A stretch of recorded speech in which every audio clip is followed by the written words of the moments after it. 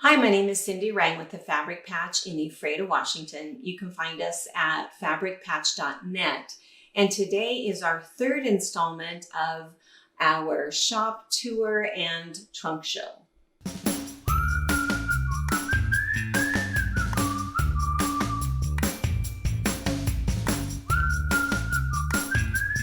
So if you are new to our channel, what I should tell you is that my daughter and I have owned and operated a busy quilt shop in Central Washington State for almost 22 years.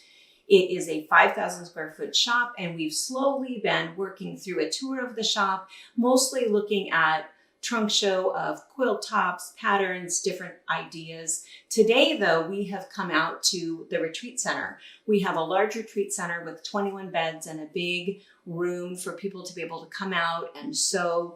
And we have 4 condos, 3 old vintage bungalows, and we are in condo number 2. So condo number 2 features a couple of kind of fun things. One is the wedding quilt. And there's a story on that if you happen to go to our Every Quilt Has a Story series. I tell about that in episode 1. All of our condos are 2 bedroom, 2 bathroom, just steps away from the 2,000 square foot event center. And available for rent for your group. But you do need to contact us personally because we don't rent it out for family reunions or weddings or anything like that. It truly is for quilters, scrapbookers, knitters, that kind of group. Because we have over 200 quilts in the 4 condos and 3 bungalows. All of those quilts we have in the rooms, decorating the rooms, and also in armoires, partly because it's kind of fun just to see the other quilts. It's fun for quilters to appreciate those quilts, and you might need them for warmth. So what we're going to do is we're going to show you some of the quilts out here in this unit, and we're going to start in the bedroom. So all of the rooms in the condos are about the same size. They all have 2 twin beds in them, and then they have either an attached bathroom or a detached bathroom. This one obviously has the detached, and we just want to show you that we always have quilts on the foot of all of the beds, and this is even how we decorate in our own homes so that we can change things out seasonally and put Christmas quilts on the bed or fall quilts on the bed. And when we've talked on our channel before about bed runners, it's because if you don't want to make a full quilt for Valentine's Day, you can just make a fun little bed runner, and then it can match the pillows when you're decorating. So on the foot of both of these beds, this is just a very simple patchwork quilt. Nothing fancy about this at all. Really, it's all about the color and the aesthetic. I just want to mention that this one does have minky on the back of it. We talk about minky a lot, and it's just that very soft polyester option for quilts. So it makes it nice just for a little napper or for adding some warmth. So I'm going to go ahead and grab some of the quilts out of the closet. So in this particular room, we have an older double wedding ring. I'm just going to lay them out on the bed here so you can see them. And this is just an older one. This one actually is fairly vintage, but probably only about 50 years old, but we still have it in here anyway. Hand quilted, hand pieced.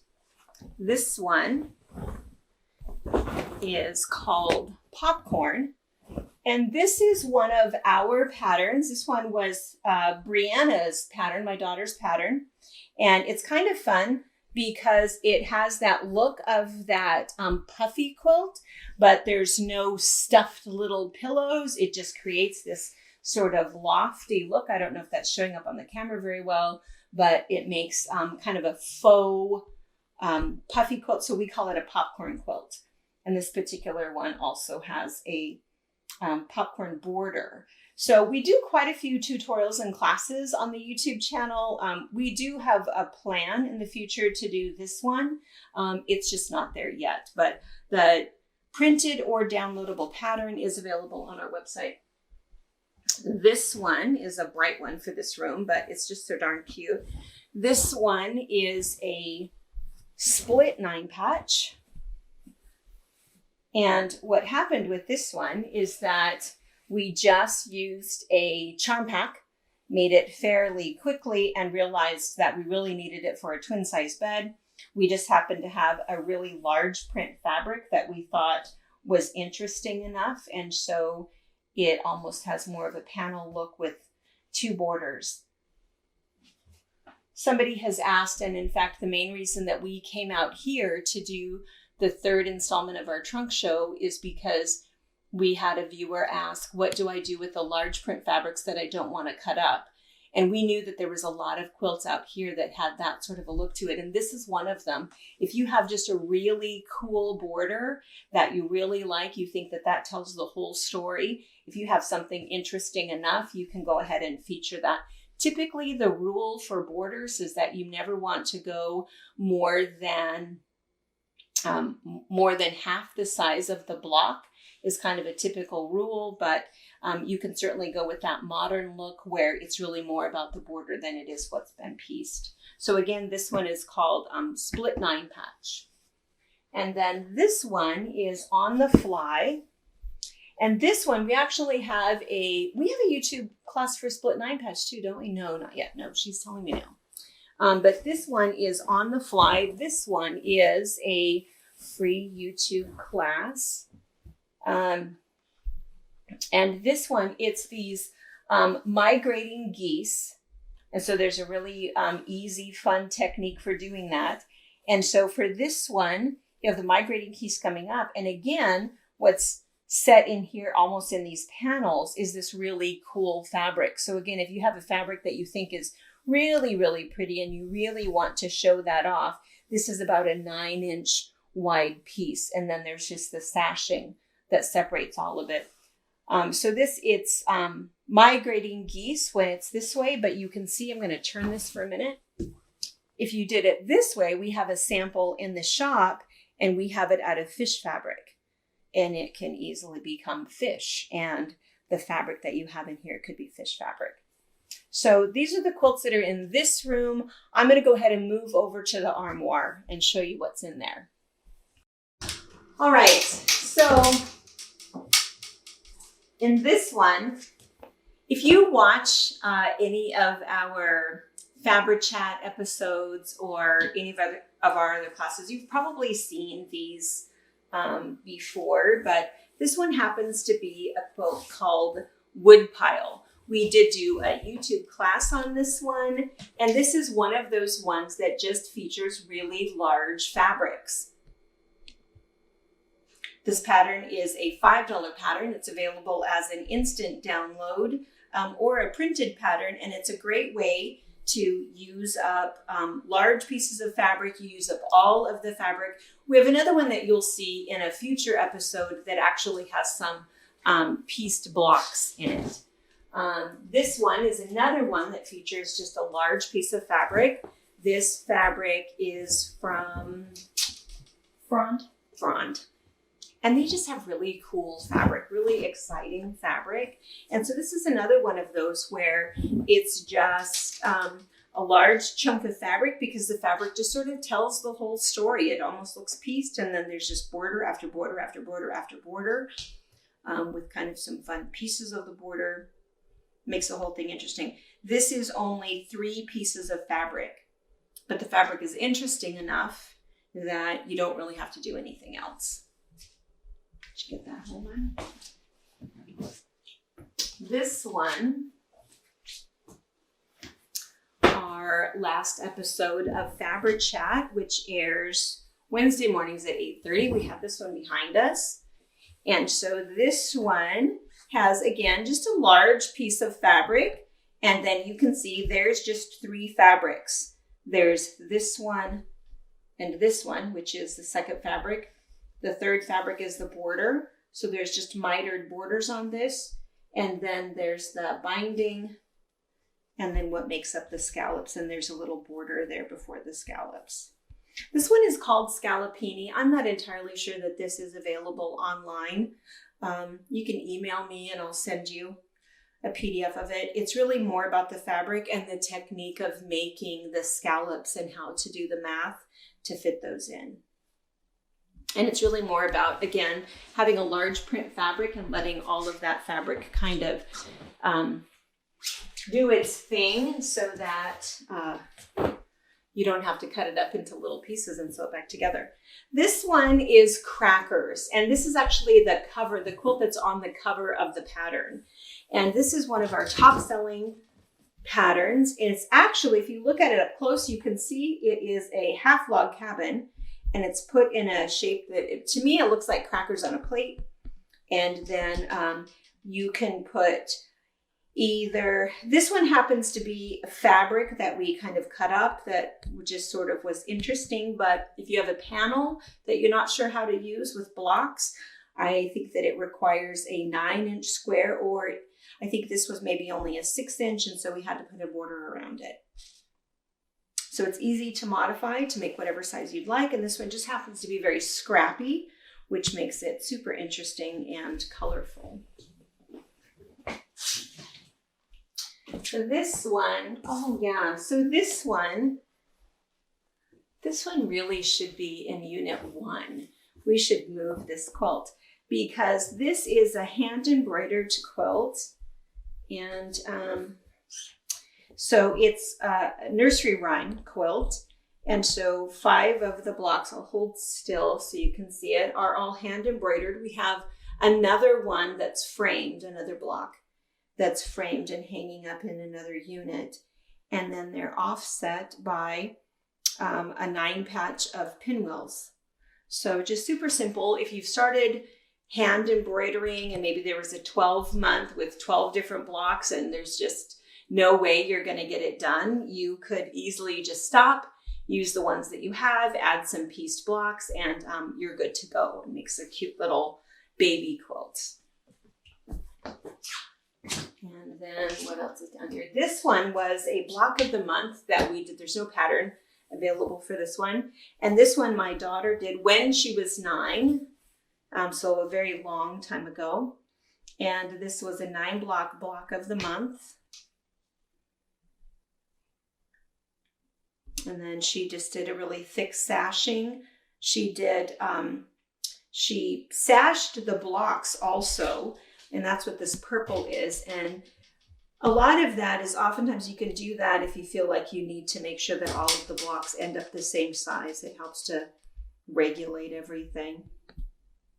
We have a video about finishing, sashing, and borders, and I think this quilt is in that video. I brought a couple of extras. I'm going to put these here just because we had a viewer that asked, what do we do with large print fabrics? And so that's what made us, like I said earlier, that's what made us come out here. But this one was in that borders video, still not quilted, which happens, but this also answers the question of what about mixing our fabrics? So you can't tell on the camera, but this outer one, this is a linen. So this is a much thicker fabric, and then these are cottons. But it doesn't matter, doesn't make any difference that the weight is different. I'm going to swoosh this one more time. So this is an older fabric from Momo, and you can see that in the center of this quilt, it's just a really cool fabric. It just, you really don't need to cut that up the way that they designed it. It's super interesting and bohemian just the way that it is. And so all it really needed was a couple of really cool borders and you're good to go. So, and it doesn't even matter what size, just whatever, however big your center is that you want it to be, and then add a few borders just for color and interest to make it look like you've pieced it, but quilt it and then you're good to go. So this one is a favorite one. You can't tell by the fact that it's not quilted, but we do like this one. And then a couple others that I brought before I show you these last two. This one also was featured in the borders video. And I talked about, in that video, I talked about these. This is a Quilt Smart border technique that's kind of fun. You just iron it on. It's a fusible interfacing. You stitch it down, flip it over, and iron it down, and it creates this really cool dimensional border. But the main reason that we brought this one out was to show, again, a large print fabric. If there's just a fabric that you think is really cool and you just really want to feature that fabric for whatever reason, whether it's a color or the design, if you just add enough interest in these borders, which is what we did with this one, then you're good to go. And I think on this one, the reason we haven't quilted it and finished it yet is because we're going to add one more dark border. So this is just in my unfinished project, but I want to go ahead and make it bigger, but one more dark batik is what I need. And then this is one of Brianna's patterns. This is Brianna's baby bento pattern. It is also only, $5, and it is available as an instant download or as a printed pattern, and it takes 4 half-yard cuts. And again, this one is unfinished. We don't have the binding on it yet. It is at least quilted, and I'm going to flip it over so you can see that it's quilted, and it has Minky on the back of it. We put Minky on the back of every baby quilt. But again, if you have a large print, something that's really cool that you really want to show off, you end up with fairly large pieces. And this is a crazy fast quilt to make, super, super fast when you have a baby shower tomorrow and you really need to get it done. Okay, so this one, and I just want to mention too that, again, these ones that I just grabbed, these are from my house. These are not in here for somebody to use since they're not finished. No binding, and some that have not been quilted. I just grabbed them because, again, part of the trunk show is the idea of showing how to use large prints. This is a perfect example of that. This is also a baby quilt. Again, oops. You were probably just panning down, but I wanted to show this one also has Minky on the back. It also is not yet quilted. I mean, not yet bound. This is just 3 pieces of fabric. There is a center fabric. It's not a panel. Oh, it's upside down. Oh, thank you. It is not a panel. It is just a cool piece of fabric. And then there's the blue inside border. That's also what the binding is going to be. And then the 10-inch outside border is border yardage. Typically with border yardage, you get 4 repeats, so you can go all the way around. And we do have a video where we show how to do mitered borders and how to use those. So this is just 3 pieces of fabric. And again, this will go back in my house too. I can get the binding on that and give that to someone. One last one. We just grabbed this one, also not quilted, also not out here. I just wanted to show you the idea of using large print fabrics. Again, if you watch our YouTube channel, you know that we've shown this quilt, how to construct this. This is called timber, and it is essentially a humongous log cabin block. So if you have large print fabrics that you think are just beautiful, they all look great together, you barely want to cut them up, you certainly don't want to cut them into little pieces, this is fantastic. It takes, let's see, there's 8 fabrics. The 8th one is a top and a bottom border. And the reason that we do that is because Brianna and I both prefer long quilts over square quilts. If you like a square quilt because that's what you want for your couch or whatever, you can certainly modify what you want to do with the borders. And so you can see that that 8th piece is only on the top and on the bottom. But this one is called Timber. It's Brianna's pattern, and it is, again, $5 as an immediate download or a printed pattern. Okay, these 2 quilts are in here all the time. This one was one that actually a friend made for me several years ago. It's kind of funny because typically if you're a quilter, nobody makes you a quilt. But this one I got for a birthday present, and it's kind of fun.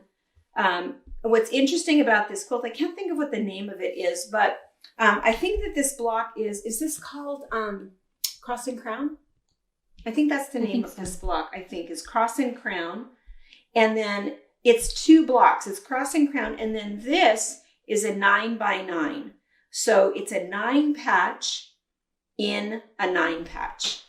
And what's fun is if you look at this, you can see that this 9x9 really creates a very interesting secondary pattern. If you had a 9x9 and you altered it with any other block, you would create kind of this secondary pattern, which makes it really interesting. But this is just 2 blocks and a bunch of leftover mauve, mustard, and blues. I really like it. I especially like it because a friend made it for me, which is super nice.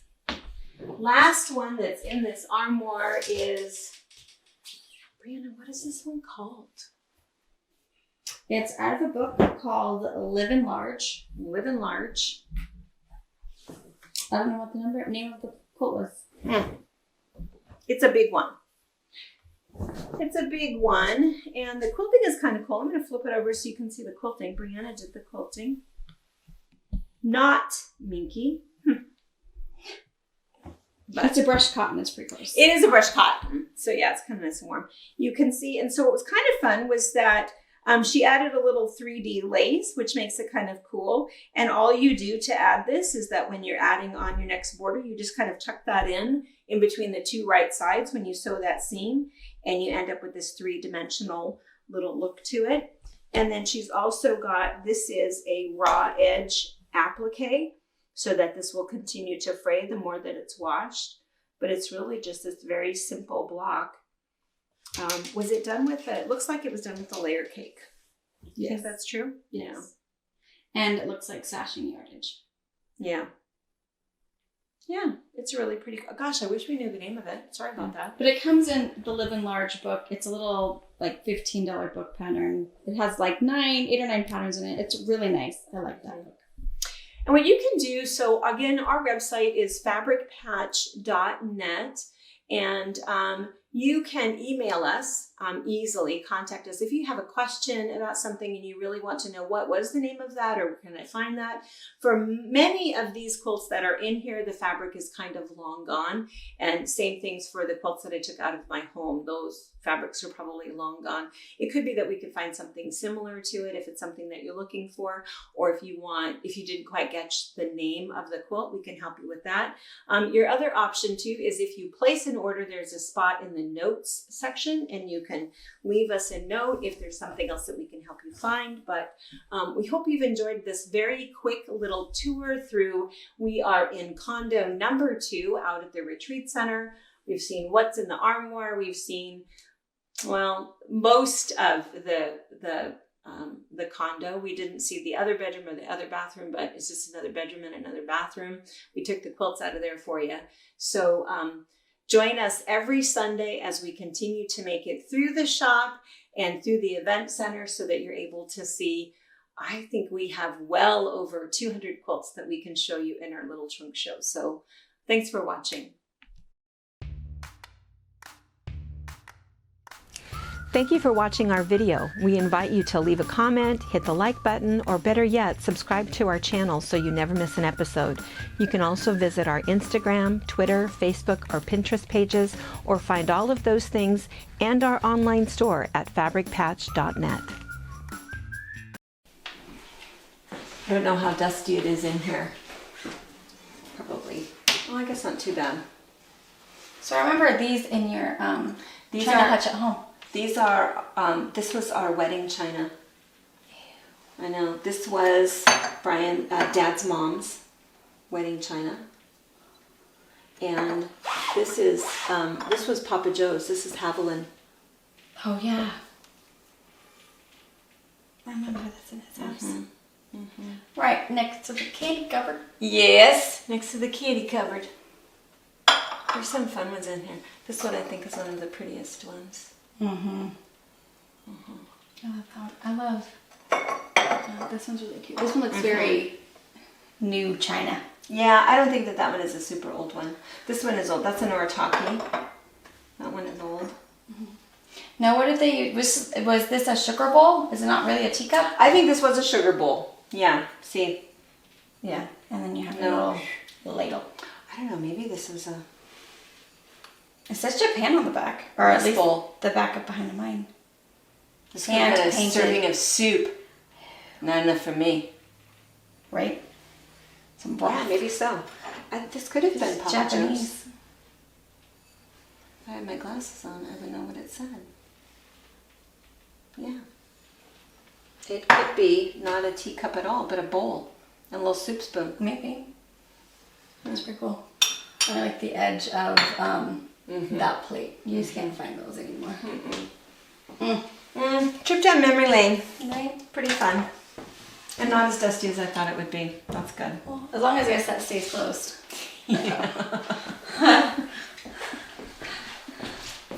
All right, that'll be good.